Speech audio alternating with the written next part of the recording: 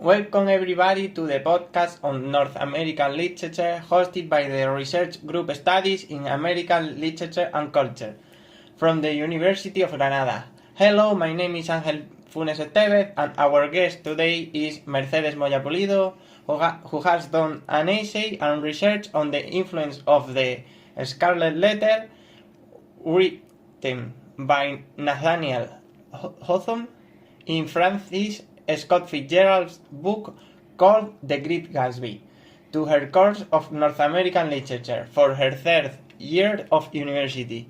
In this podcast, she will tell us information about the context of both authors and texts, and she will give a summary of her research. Hello and welcome. Hi everybody, it is a pleasure to be here and I am very happy to talk about two classics that I hope everybody knows. Yes, they are pretty common, but my first question is, how are they related if they are from different centuries? Well, that's a very good question that I will be elaborating step by step in this podcast. To start with, I have to say that you're right. They are from different centuries. The Scarlet Letter was published in 1850 and set in Puritan Massachusetts Bay Colony, which was a highly religious and strict society during the mid-60s. On the other hand, The Great Gatsby was published in 1925, 17 years of difference, almost a century, and the context of that time was marked by post-World War I and the Roaring Twenties. Wow, that's quite a great difference of times and context. Could you tell us a bit more about those Puritans, and also, what is the Roaring Twenties? Of course. So, Puritans were English Protestants who wanted to purify the Church of England of the Catholic practices, and they had a Calvinist theology. They desired to reform what they have regarded to be inadmissible residues of the Roman Catholicism. Beginning in 1630, the amount of 20,000 Puritans emigrated to America from England to gain liberty to venerate God as they chose to. The Puritans valued community laws and rules about individual freedom, and this is the central conflict reflected in the Scarlet Letter. The novel's principal theme is sin, especially adultery, committed by a woman called Hester Prynne, and she is morally judged by the society. Puritans were very concerned about sins and the sense of the community. This woman is marked with a scarlet letter, A, as a punishment so everyone can see her misbehavior. Oh, poor Hester. Yes. And for the Roaring Twenties, it was characterized by significant economic prosperity, rapid social and cultural change, and a prevailing mood of optimism. This era stands in stark contrast to the preceding World War I and the subsequent Great Depression, that everybody knows what it's about. The trauma after the war raised Americans for the question of liberty and the need of transformation against the traditional literary forms and other forms of creation. Wow, and there are more contexts to bear in mind before telling us what you have found as influence? Well, of course, Hawthorne wrote a romantic and transcendental novel. Romanticism was a reaction against the Enlightenment, which was the preceding era, which emphasized reason and intellect as the basis for understanding the world, and transcendentalism was a protest against the general state of culture and society of that time. Fitzgerald is part of the Lost Generation, which refers primarily to a group of American expatriate writers who were disenchanted with the values of mainstream American society following the trauma of the World War I. In fact, their works reflected a sense of discontent, existential anguish, and a quest for meaning in a rapidly changing world. Okay, that's very interesting information. I can't wait to see how you have found similarities between them and signs of influence. Of course. So, the first element that I found was the obsession with the past that both main characters have. In the Scarlet Letter, this obsession is related with the sin that Hester Prynne has committed. There is a quote, Mistress Hester Prynne and her evil doings. She hath raised a great scandal.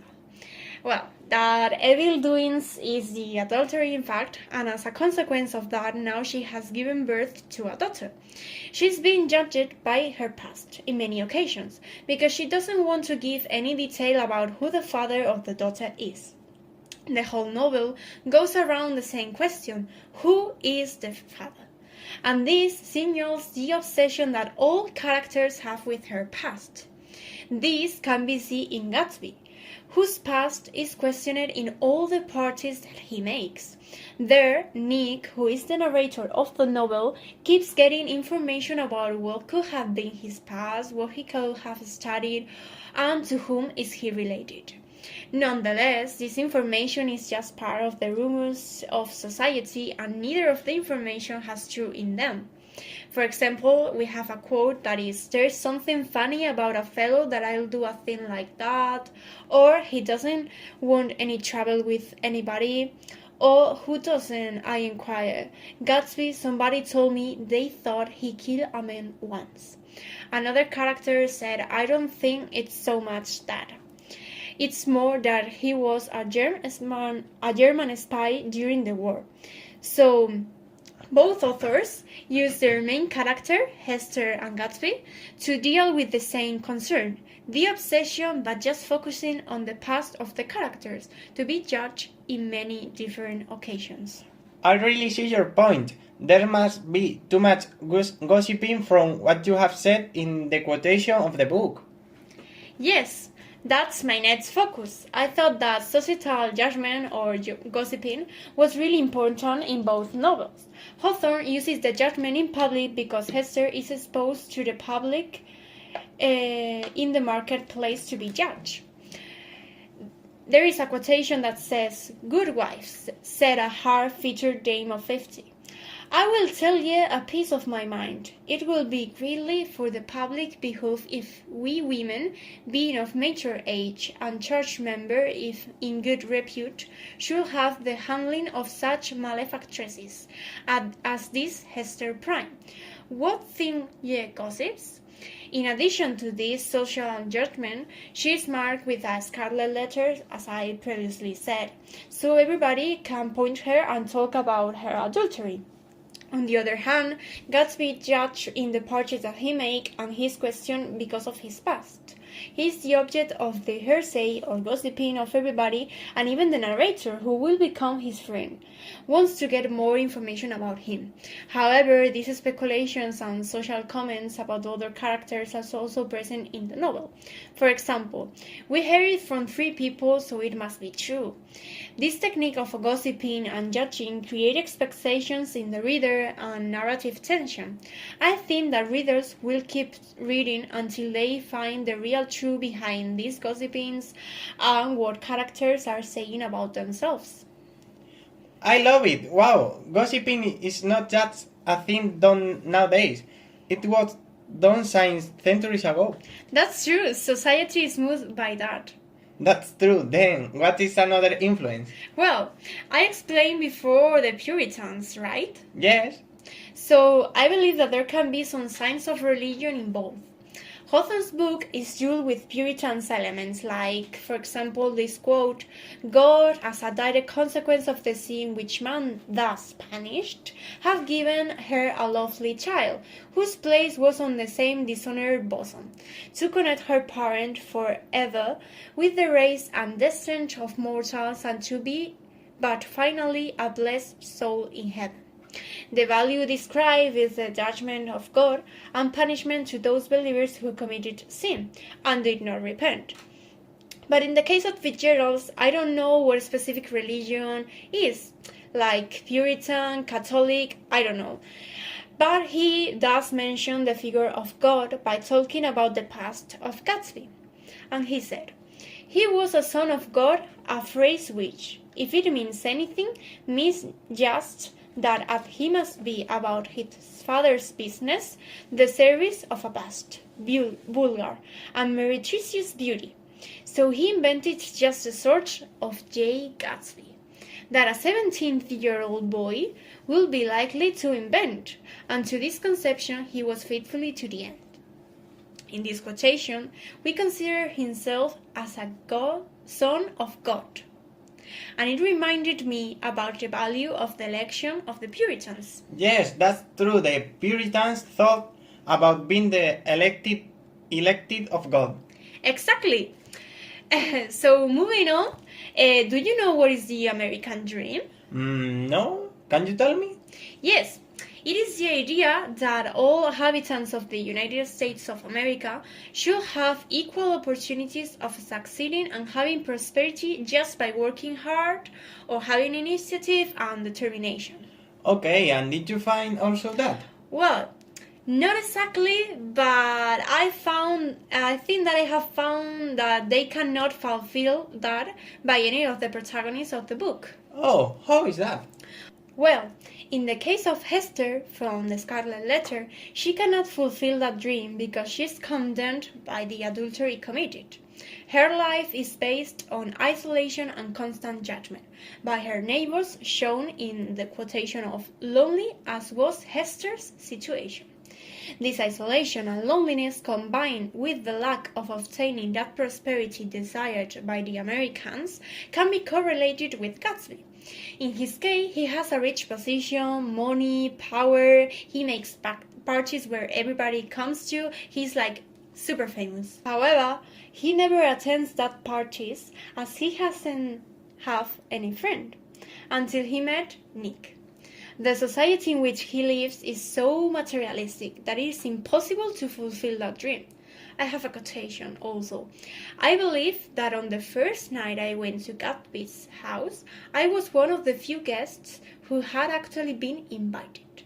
People were not invited. They went there.